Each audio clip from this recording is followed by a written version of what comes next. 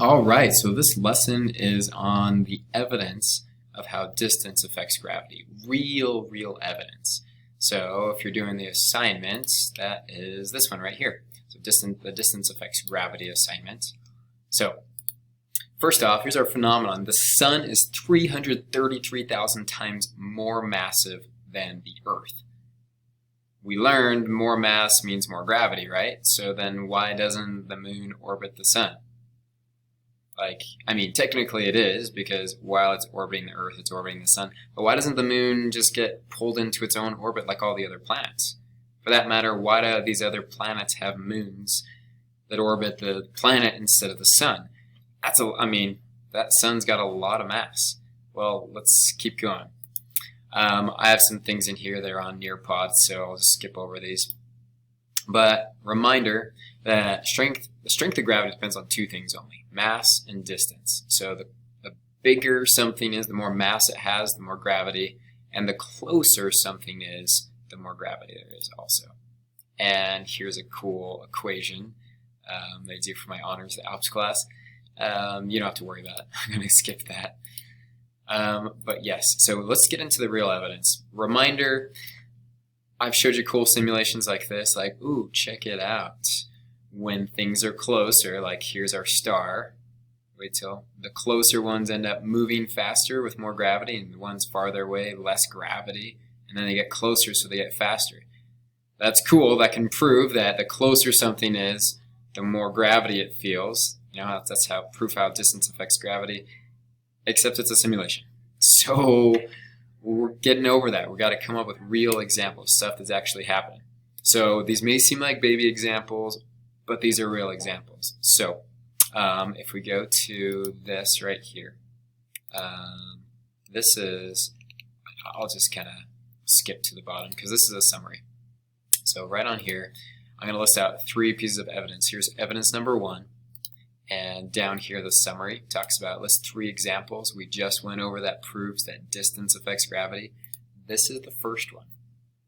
So when I drop something when I'm here on Earth, okay, super simple. You realize that I drop this, boom, it falls down.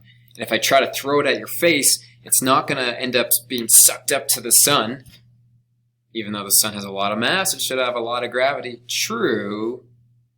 But the reason why it doesn't get sucked up to the sun or Jupiter or the black hole in the center of our galaxy is because those other things are too far away. Remember we just said distance affects gravity? The farther it is away from something, the less gravity it feels. Since it's so close, like when we're standing on the ground, we're literally touching the Earth. You can't get closer than that. So it's going to always fall toward the thing. It's going to be drawn toward the thing it's really close to. Unless the sun had a lot more mass, and then maybe it could start sucking things off of the Earth. I don't know. Okay, so there's exactly the answer to that. The second one, okay, this is what we were just talking about. Why is it then that the moon orbits the Earth only, or why do moons orbit the planets they're around instead of the star? Because it's closer. The moon is closer to Earth than anything else in space. So it feels tons of gravity from the Earth. And yes, it is going in orbit around the sun. But it's going in orbit around the Earth too because it is so close. And so I'm going to show you this simulation. I should have had it prepared, but here we go. That orbits. Oops.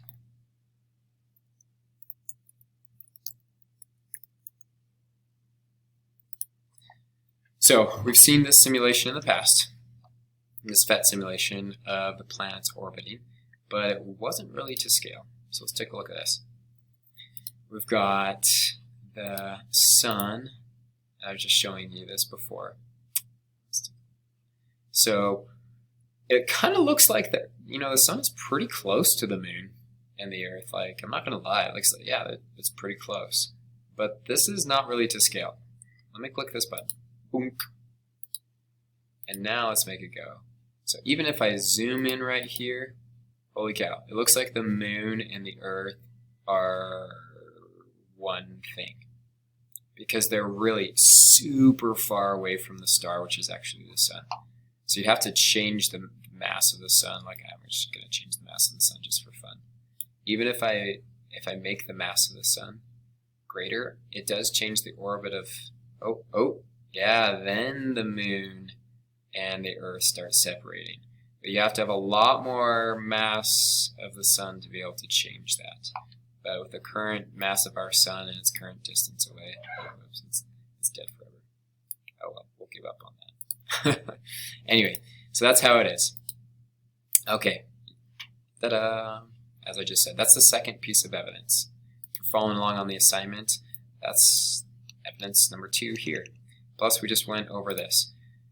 Why do objects fall to the ground instead of orbiting just the sun? We just went over that, and we went over this question as well, why the moon orbits the Earth, not just the sun. So now let's get into tides. So this is our third piece of evidence, tides. And these are real pieces of evidence. So if somebody says, prove this to me, you have to use real evidence, not like, well, if I went to a black hole. No, you didn't go to a black hole. No one has. Show real evidence. So this is more real evidence, and this one's fun. So tides.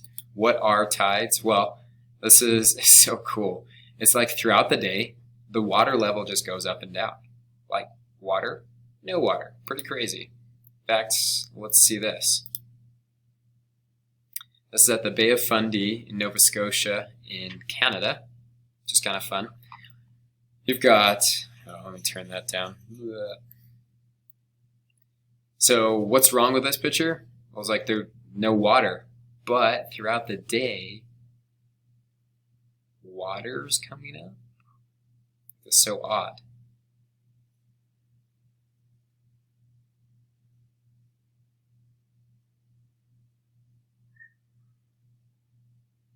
Pretty cool.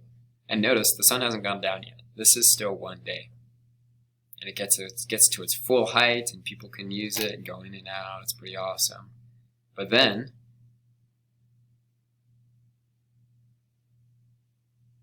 it starts going the other direction. Throughout the day, the water level goes up and down. That's what a tide is. And eventually it'll get to the point where it's back down to practically nothing again. So pretty cool. Now, why does this happen? Why is this evidence that distance affects gravity? Well, check it out. It all becomes because of how those tides happen. You might have heard that the moon causes tides. That is true. So check right here's the moon, and this is exaggerated, but this is like the water level. High tide is when the water is high, and it's because the moon is literally pulling on our Earth's oceans. The moon's actually pulling on the Earth, and that the only thing is the moon has so much mass it doesn't move. If you remember Newton's second law of motion, force equals mass times acceleration. The amount of force it takes to accelerate the mass of the Earth, it's a huge amount of force. So the Earth barely moves, but since the water is liquid, it acts separately from the Earth and it sloshes over. And you notice it's high tide where the moon is, and it's low tide right here. The reason why it's low tide on the top and bottom here is because the water from the top and water from the bottom gets sucked over to where the moon is. That's how it becomes higher. And when the moon moves to the top there, then the water will be pulled to the top. Now you got this cool funky thing, like there's kind of a little high tide over on the right side here. I can explain it. It's because of inertia, Newton's first law of motion. Don't worry about it. Just focus on the gravity of the moon. Now, this is where the evidence gets really cool. Let me move this. I'm still here. So the sun has a lot of gravity, as you know. It has a big effect on the Earth and the moon. But does it affect the tides? Well, yes.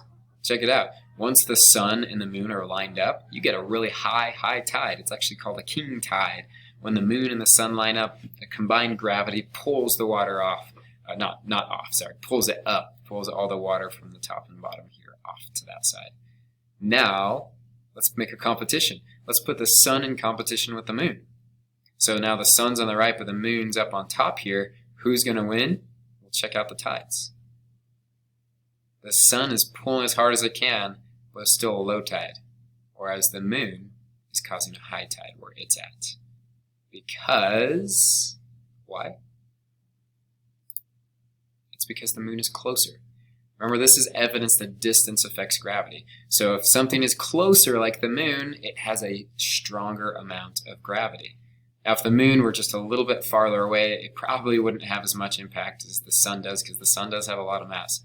But this is great evidence that distance affects gravity. If the moon came even closer, wow, we'd have huge high and low tides. Our tide swings would be crazy.